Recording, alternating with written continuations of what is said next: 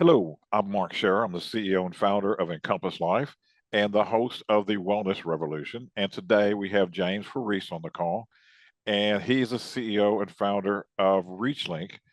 And James is creating a very disruptive technology with high benefits for both practitioners and patients, and from what I gather, insurance companies as well in the health industry, especially in the mental health industry. And I have James on the show today to talk about what he's doing. And I'd love for him to describe also what has got him motivated to do this. But anyway, James, you can start off just telling a little bit about yourself. We'd love to hear about it. Yeah, absolutely. I appreciate you having me on the show, Mark.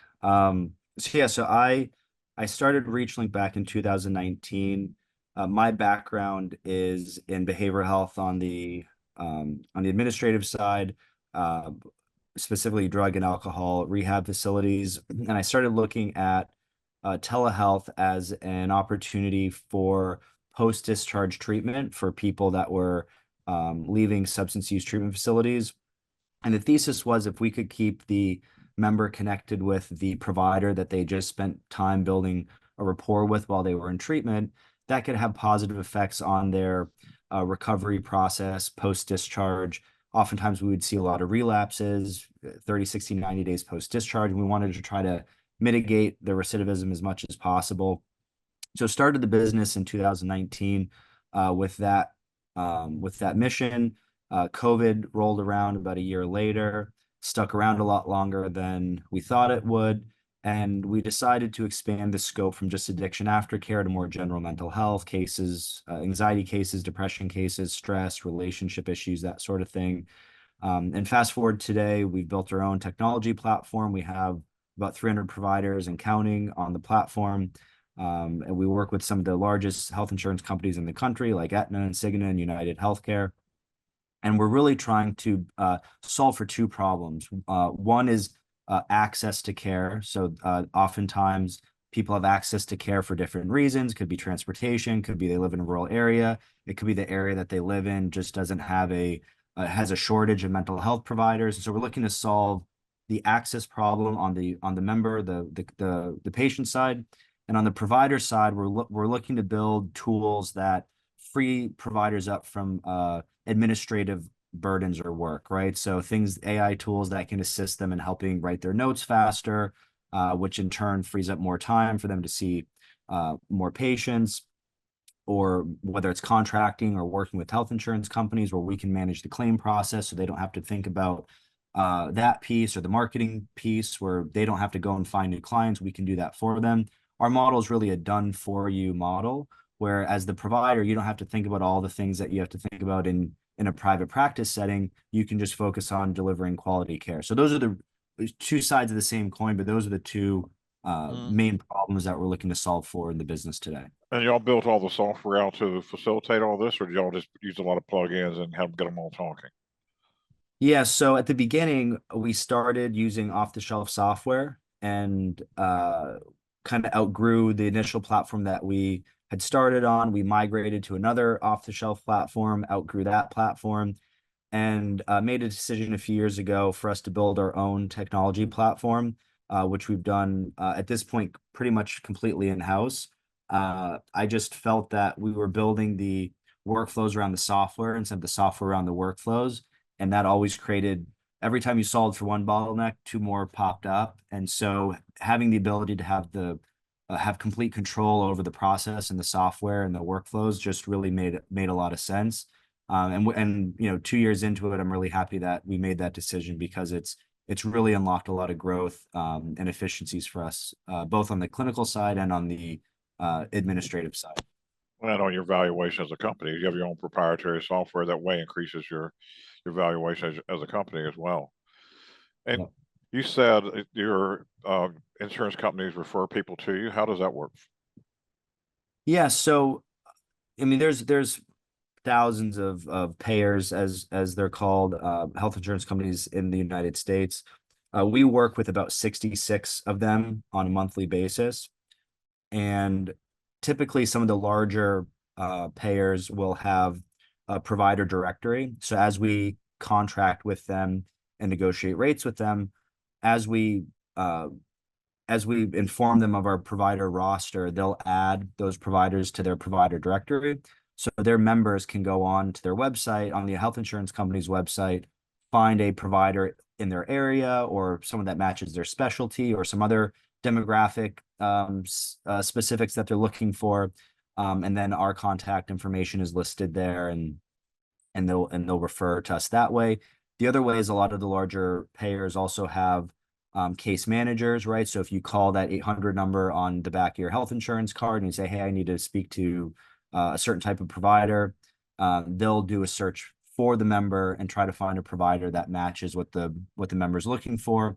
And these providers or these payers that we're contracted with will reach out to us because we have, you know, a significant number of providers often that will meet or match the criteria they're looking for. And on our side, we have what we call a care coordination team, which will field those calls. So we have essentially a liaison on our end that will kind of walk the person that's looking or seeking therapy through the process. So our care coordinators will help our members kind of navigate not just the insurance process, but what to expect from therapy, how to match with the right provider, any questions that they have about, you know, our policies or how things work, or follow-up questions that people often have. We have a live human that will answer those questions for them as well. That's a rarity today. A live Yeah, human. a live, Wow. a live human. Amazing. Hey, so on your providers, what type of selection process your providers go to? Yeah, so every there's some standards throughout the industry. Every payer kind of has their own bar that they set. Typically, we'll want a few years in practice, where they're licensed in the state, you know, that they're practicing. Some providers have multiple licenses in multiple states. You know, COVID kind of unlocked things a little bit where you can now have, you know, it's somewhat easier to get licensed in multiple states.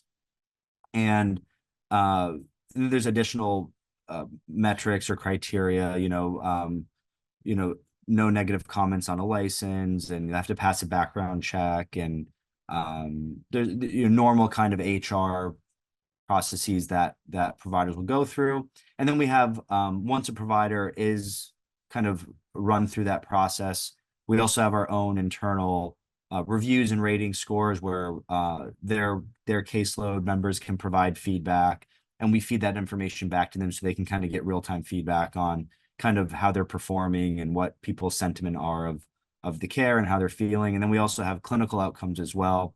So not just kind of sentimental outcomes, but also actual clinical surveys that go out to their members, so we can actually track clinical outcomes as well as kind of how people feel about them as a provider. So we feed all that back to them.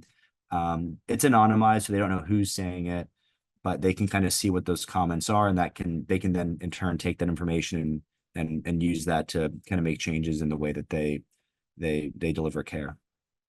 So what motivates you to, got you into all this? You went into drug rehab, treatments, and mental health. So generally there's something that has you have that passion about this. Yeah, so I think it's a few parts. I've always liked businesses where you can do well by doing good, and I feel this is a business that I can do that in. You know, we typically deal with people at points in their life that are often, you know, low points in their life, and being able to help people kind of navigate some of these situations. Although it can be taxing at times, it's also very rewarding. And to be able to do that at scale, I think, is a unique opportunity where you can impact so many people's lives, and you can also enable, you know, because, you know, we're the facilitator, right? But we're helping to enable providers that are impacting people's lives. And so I think there's kind of multiple degrees of separation there in terms of the actual end user that's getting this positive effect, but also the provider, where we're making their job easier, which makes it, you know, possible for them to maybe treat more clients or have a better work-life balance. And so I've always liked, as a kind of macro outlook, businesses where you have opportunities like that. For me, I got into the behavioral health space kind of by accident. Someone that I knew had got into the space and brought me along with them, and I ended up really liking it. I started in the brick and mortar side in the substance use field, but I always had a passion for technology, and this business has really allowed me to kind of pair some of my healthcare experience in operations with some of my technical um, abilities, and I've really kind of been able to merge both of those things together, and I think that's been really rewarding for me personally, just because I really enjoy building things, especially things that have to do with technology, and to be able to kind of take that real world experience in the healthcare space plus my passion for technology and kind of blend those together has been a really fun ride for me personally. So did you personally write code for this or designed it or? I'm not a developer. I'm a product person. I had somewhat of a technical background. I worked for Apple at a point in my life, and um, not a developer by any means, but I know enough to kind of understand how systems work, and I'm heavily involved in kind of the product roadmap and tying the tech piece or product piece into the business piece and kind of helping mold and engineer that as well. And I work really closely with our CTO on a lot of different projects that we have going on. So definitely not a developer per se, but I understand enough of it to speak, I hope, somewhat intelligently about it. And I just, on a personal level, I enjoy it, so it's been something that's fun for me. You're in Florida or do you have a brick and mortar location or y'all are all virtual? Yeah, we have a couple offices. So our administrative staff are brick and mortar. The providers themselves, they get to pick where they want to work, if they want to work in an office or from their home. So they're distributed throughout the country, but all of our staff, or almost all of our staff, are here in Boca in brick and mortar offices. How big is your company now so far as employees or you have Head a certain count. amount of employees and a lot of contract from what I guess what's going on Yeah, we have about 300 contracted providers, and then we have roughly 20-ish full-time employees. managing them. Yeah. Interesting. Yeah. Um, where do you see yourself? Where do you see this going in 5 years? It's a lot of the studies that have been done, our market in terms of people that may need or qualify for the services that we offer is about 1 in 4, 1 in 5 Americans. So you're talking about a large swath in terms of Mhm. like a total addressable market, a really large swath of the country. We see about 5,000 people and growing a month. And we're obviously not the only company that provides these services, but I don't see the demand for what we're doing slowing down anytime soon.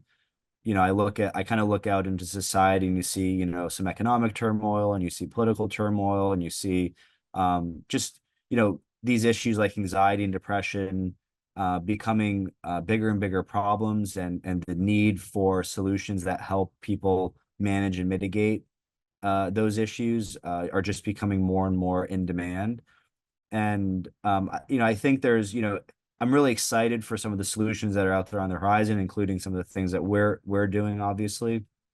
But I just, unfortunately, I don't see the demand for what we're doing going away or decreasing anytime soon. And so I really see our industry and then our company as a part of that really growing for the years to come, both because of the demand that's there, and then also because of provider shortages. There's, I don't know, somewhere between 500,000 and 1 million providers, depending on how you segment the market, to treat, 1 in 4 Americans. So you're talking about a kind of very small provider pool for a very large addressable market. And so I think the high demand coupled with the low supply side in terms of the provider pool, I think solutions like ours that make the provider's life easier, that make access easier for a member, I see solutions like that in particular being in demand for years to come, just because of, really just the supply and demand piece alone. I mean, there's other factors as well, but those two drivers I think are big, and health insurance companies are grappling with that. Access to care is a real, and it's not just our industry, it's other healthcare segments as well. Access to care is just such a huge problem in this country, and demand seems to continue to increase. And so I think, the bottom line is that we'll see growth for many years to come. So you have psychiatrists and psychologists? In other words, do y'all prescribe drugs as well, or is this all therapy? Yeah, no, we only provide talk therapy. We don't do any medication management. So all of our providers, or the majority of providers, are master's level clinicians. There's different nomenclature in different states, but essentially, social workers, mental health therapists, professional counselors, and marriage and family counselors, that are licensed in their state. Those are typically the four provider types that we contract with. Gotcha. Awesome. Yeah, that's probably 1 in 4, 1 in 5 people in the U.S. realize they need it, and probably another 1 in 4 or 5 really need it, but won't admit they need it.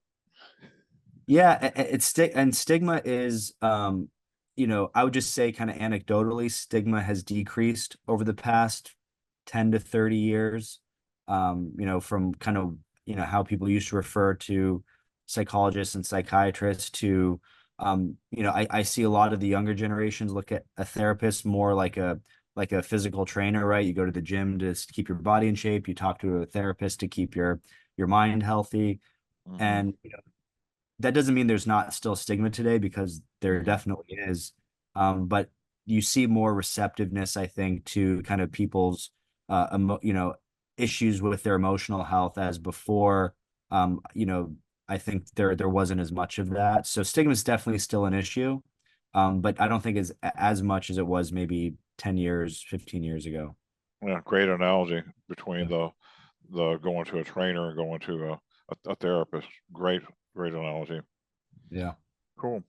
Um, so who's your ideal client? Who do you most like to work with? Not not on the not on the therapist side, but who do you most like to work with you on acquiring business with? Yeah, so we we're we're more of a generalist company, so we don't really deal with severe mental illness. So things like schizophrenia or severe bipolar issues that are requiring kind of a med management as a part of treatment protocol. Uh, we're typically dealing with generalized anxiety, major depression, work-related stress, or some other type of stress. A lot of family issues, whether it's couples issues or parenting issues. Those are some of the kind of main categories of the types of issues that we help people deal with. And then there's subcategories to those kind of four main categories. But we're more of a generalist, right? We're not really equipped for more specialized cases, and there's some great companies out there that deal with specific severe mental illness. We're not that. And so, but we'll refer to specialists when we need to. But anyone that, situational depression or chronic anxiety that they're needing helping to manage, or, maybe it's some of it's mandated either by courts or by an employer, right? Where, some issues happened at work, and they need to get counseling regarding that. Those are the kind of main categories of cases that we deal with on a day-to-day basis. Awesome. Cool. Um, so what's the best way for people to reach you? Our website has our phone number on it, so we really have two pathways to sign up. You can go right to our website and sign up there, or you can call one of our care coordinators, and they'll help walk you through the process and kind of, you know, handle any questions that you have, or assist you in the process if you have maybe questions about your insurance or how therapy works. So the really two kind of major pathways, which is our website's reachlink.com, so www.reachlink.com. And there's our phone number. If you don't want to self-service, you can call us and we can walk you through the process. Awesome. And our parting question here. Yeah. What do you really love? It's you mentioned that before, and I think it's a great question. Um, you know, I think about, for me, I always feel great, being in service to others. I think, you have to, I work, I run and work in the mental health industry. I run a mental health company, and you hear a lot about, taking a mental health day, and I think things like that are important. But for me, I've always felt most kind of rewarded when, I'm helping someone else kind of achieve their goal or their dream. And I think about kind of our team, and I think about kind of, I've always considered myself an entrepreneur, but I never really had someone that kind of, my experience has been more trial and error. And I think I try to manage in a way where, if I would have had someone that could have answered a question for me or shown me something, that's how I try to kind of manage our team. And so what what really I think makes me happy is, one, being in service to others, specifically things like, with our team, helping our people on our team meet their personal goals through their career, right? So I spend a lot of time with our people on our team, and I'll ask them questions about, even if it's not currently working the company in 5 years, where do you want to go in your life? How can I help you get there? How can working here help you get there? And we've had a number of people kind of switch roles or move to different departments because that conversation kind of uncovered something that, maybe they were feeling uneasy about, but they didn't want to talk about. And so for me, I really like helping people develop personally, and being able to use this business to do that, internally with our team. That really is rewarding for me. Even if the person doesn't stay with the company, we have great retention, but even if someone doesn't, I want people to be able to look back and say, hey, that was really positive interaction. I really like working at the company. And for me, helping develop people, help them achieve their goals, I think is really rewarding, for me, both because of my own kind of background and kind of what I went through, but also just being able to see someone else get to somewhere that they want to be. It's just a really rewarding feeling for me. So I would say helping people develop personally is a passion of mine. Sound like you've become a conduit for success. I don't even think of it like that. If they achieve success, great. I think there's a lot of different ways you can quantify success. But I think being able to see someone, because like what might look like success for me, someone else might not consider success, and vice versa. But it's really helping someone kind of define where they want to go and then seeing them get there. And if I can be a part of that, it feels good to be a part of that process, right? If something comes back to me, great. I don't do it, with that, intention, but I think that's how you develop really meaningful relationships in life, is just being able to help people get to where they want to go. And having, that attitude of gratitude, I think is important. Awesome. Well, James, I really appreciate having you on here, and thank you for coming on. And we'll get this out to some people, and wish you much success in your career, sir. Whatever Thank you that so is for you. Whatever that is for you. I'm still figuring it out. I'll let you know when I find it. All right, sir. Thank you, Thank sir. you so much. You're Yep. welcome.